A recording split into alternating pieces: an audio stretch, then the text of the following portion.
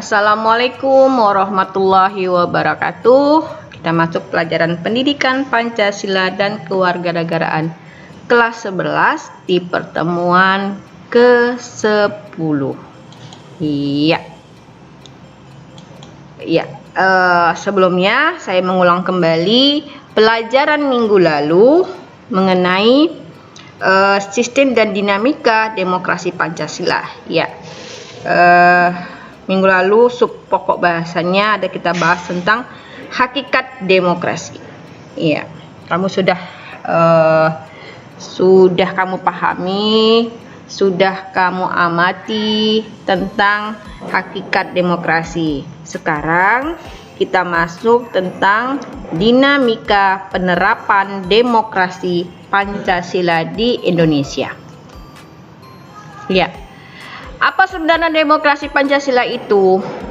Pada hakikatnya rumusan demokrasi Pancasila tercantum dalam sila keempat.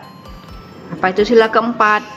Yaitu kerakyatan yang dipimpin oleh hikmah kebijaksanaan dalam permusyawaratan perwakilan. Rumusan tersebut pada dasarnya merupakan rangkaian totalitas yang terkait erat antara satu sila dan sila yang lainnya, bulat dan utuh. Jadi kan ada bunyi Pancasila 5, dari sila pertama, kedua, ketiga, keempat, kelima itu saling berkaitan. Begitupun juga diungkapkan oleh Noto Negoro yang menyatakan demokrasi Pancasila adalah kerakyatan yang dipimpin oleh hikmah kebijaksanaan dalam permusyawaratan perwakilan yang berketuhanan yang Maha Esa. Jadi setiap sila yang sering kamu ucapkan setiap hari Senin itu merupakan saling berkaitan satu sama lainnya. Menurut Ahmad Sanusi mengutarakan 10 pilar demokrasi konstitusional Indonesia menurut Pancasila dan Undang-Undang Dasar Republik Indonesia tahun 1945. Pilar yang pertama, Ahmad Sanusi ada mengutarakan 10. Pilar yang pertama, demokrasi yang berketuhanan yang Maha Esa, seluk-beluk sistem. Yang kedua, demokrasi dengan kecerdasan mengatur dan menyelenggarakan. Mengatur dan menyelenggarakan demokrasi menurut Undang-Undang Negara Republik Indonesia tahun 1945. Itu bukan kekuatan naluri, kekuatan otot atau kekuatan massa semata-mata. Pelaksanaan demokrasi itu justru lebih menuntut kecerdasan rohaniah, kecerdasan akdiyah, kecerdasan nasional, dan kecerdasan emosional. Pilar yang ketiga, demokrasi yang berketuhanan rakyat, kekuatan tertinggi ada di tangan rakyat. Itu sudah pasti kekuatan tertinggi itu ada di tangan rakyat. Yang keempat, demokrasi dengan rule of law. Hal ini mempunyai 4 makna penting. Makna pertama, kekuasaan negara Republik Indonesia harus mengandung, melindungi, serta mengembangkan kebenaran hukum, legal truth, bukan demokrasi ugal-ugalan. Bukan demokrasi dagelan atau demokrasi manipulatif. Yang kedua, kekuasaan negara memberikan keadilan hukum atau legal justice, bukan demokrasi yang terbatas pada keadilan formal dan pura-pura. Ketiga, kekuasaan negara menjamin kepastian hukum atau legal security, bukan demokrasi yang membiarkan kesembrautan atau anarki. Keempat, kekuasaan negara mengembangkan manfaat atau kepentingan hukum atau legal interest seperti kedamaian dan pembangunan, bukan demokrasi yang justru mempopulerkan fitnah dan hujatan atau menciptakan perpecahan, permusuhan, dan kerusakan. Pilar demokrasi dengan rule of law ini nampak sekarang ini sedang masa zaman kamu ya. Jadi janganlah menyebarkan fitnah yang bisa membuat suasana menjadi tidak tenang atau demokrasi kita tidak berjalan sebagaimana mestinya. Ya.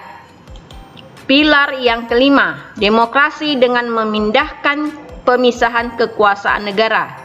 Demokrasi menurut Undang-Undang Dasar Negara Republik Indonesia tahun 1945 bukan saja mengakui kekuasaan negara Republik Indonesia yang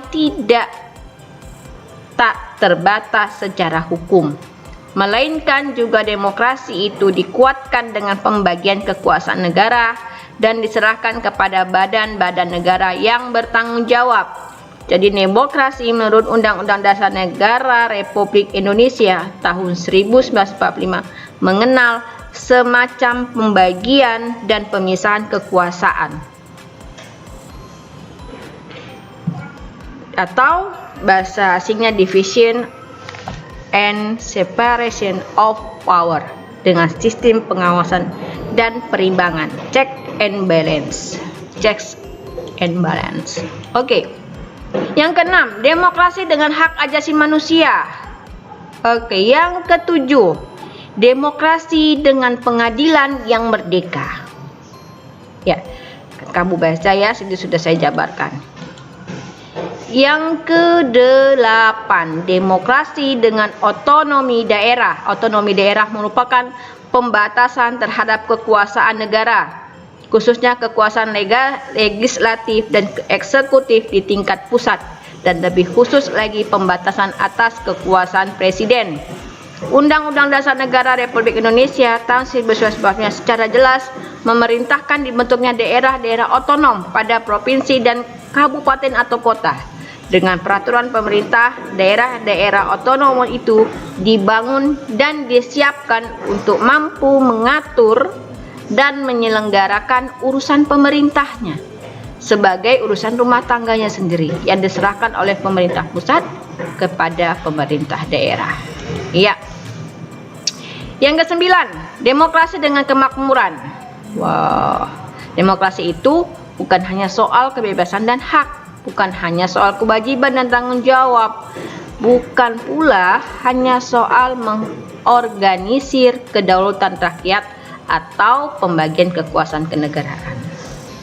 Ya, demokrasi yang terakhir adalah demokrasi yang berkeadilan sosial.